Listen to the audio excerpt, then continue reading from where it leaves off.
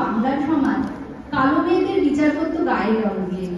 মেয়েদের বোধ অথবা যৌবন দিয়ে দেখার সংবেদনশীলতা তখনও ততটা প্রচলিত ছিল না। কিন্তু কবি রবি ছিলেন অনেকটা মুক্তমনা, একেবারেই কলুষ মুক্ত।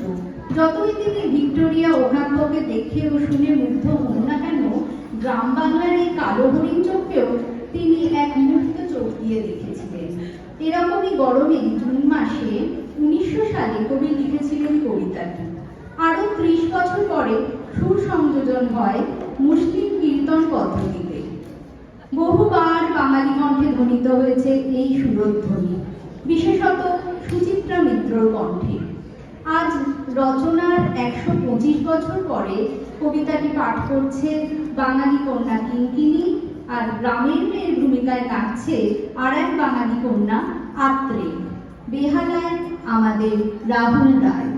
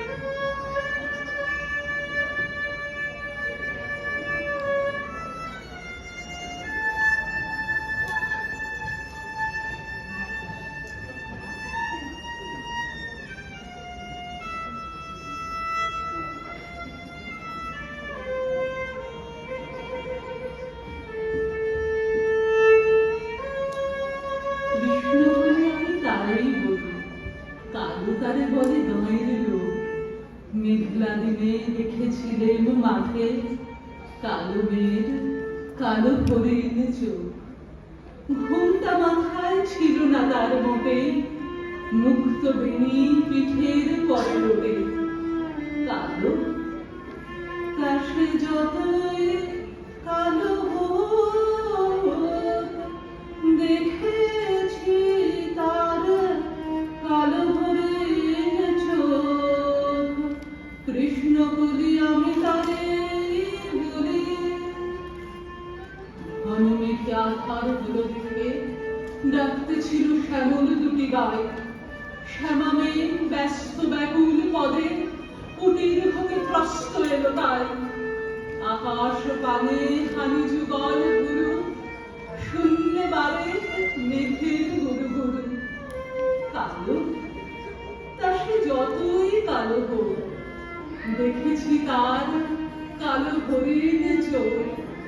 কৃষ্ণ বলি আমি তারেই বলি।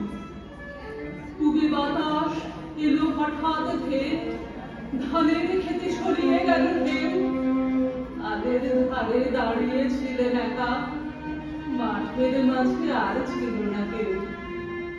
আমার পানে দেখলো কিনা চেয়ে, আমি জানি আর জানি সে মেয়ে। কালো তা সে যতই কালো হোক, দেখেছি তার কালো হরিণ চোখ। কৃষ্ণ বলি আমি তারেই বলি। এমনি করে কালো কাজল মেয়ে জ্যৈষ্ঠ মাসে আসে ঈশান কোণে। এমনি করে কালো কোমল ছায়া আষাঢ় মাসে নামে তমাল বলে। এমনি করে শ্রাবণ রজনীতে হঠাৎ খুশি ঘনিয়ে আসে চিতে। কালো তা সে যতই কালো হোক, দেখেছি তার কালো হরিণ চোখ। কৃষ্ণ বলি আমি তারেই বলি। আর যা বলে বলুক অন্য লোক।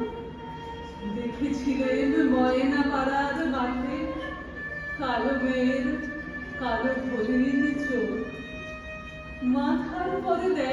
দেবার লজ্জা পাবার পায়নি অবকাশ।